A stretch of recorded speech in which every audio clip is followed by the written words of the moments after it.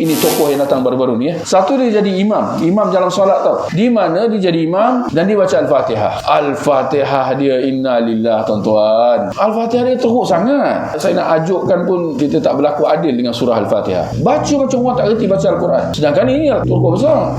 Masalahnya tak ada tajwid, hukum, makhraj, segala apa semua kelakar. Kalau tuan-tuan nak bayangkan dia baca Al-Fatihah macam baca buku cerita.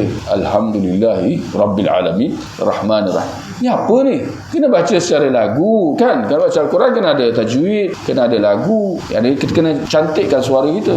Tapi ini tidak. Itu satu. Tapi ada satu lagi video yang memang lagi dahsyat. Video dia tengah ceramah, tiba-tiba dia berhenti dan dia tengok ke tepi. Mata dia terbeliak. Kita pun apa hal dia ni? Penyakit dia. Mata dia terbeliak. Dia diamlah beberapa saat lah, mungkin dalam 10 saat lebih kurang lah. Kemudian dia kata, sebentar tadi Nabi SAW datang.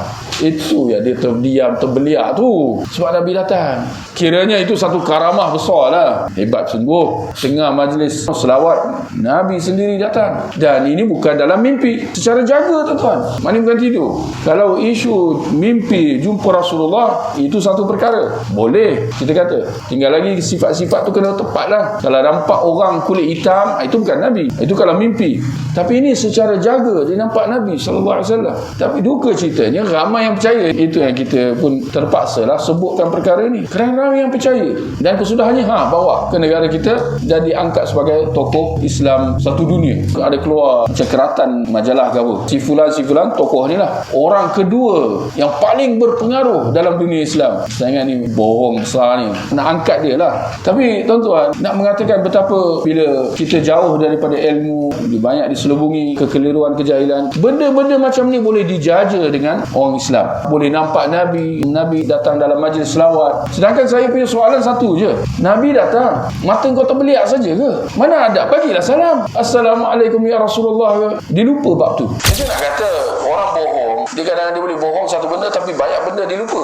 Nabi datang kau terbeliak je. Bayangkan tuan-tuan, kita nampak bapak kita tengok je bapak kita. Bapak kita tengok kita tengok dia. Terbeliak. Ini anak yang berlaku baik ke? Dia salam dengan ayah, bagi salam. Kalau dah lama tak jumpa, peluk. Tak, ini jumpa Rasulullah. Terbeliak aje tengok dia. Tapi masalahnya, Nabi datang sekejap je, singgah je. Kenapa Nabi tak singgah? Duduklah sekali, bagi ceramah aje terus. Baru betul-betul karamah. Tapi bohong, segala bohong. Dia nampak Nabi, tapi masalahnya orang lain semua tak nampak. Ini apa ni? Nabi hidup dalam alam halimunan ke? Macam mana? Dan kau pula boleh nampak orang halimunan yang kau kata Nabi dan sebagainya. Ini pembohongan atas pembohongan. Tapi masalahnya sebahagian orang percaya. Ini yang bahaya. Benarlah seperti yang kita lihat dibahaskan dalam perkara ini, bahawa antara sikap ulama ahli sunnah ialah bahawa mereka menjelaskan tentang perkara-perkara bid'ah dan juga kedok-kedok mereka yang membawa bid'ah tersebut, supaya masyarakat Islam tidak terpedaya, tidak terpengaruh, tidak terkena syubhat mereka ini.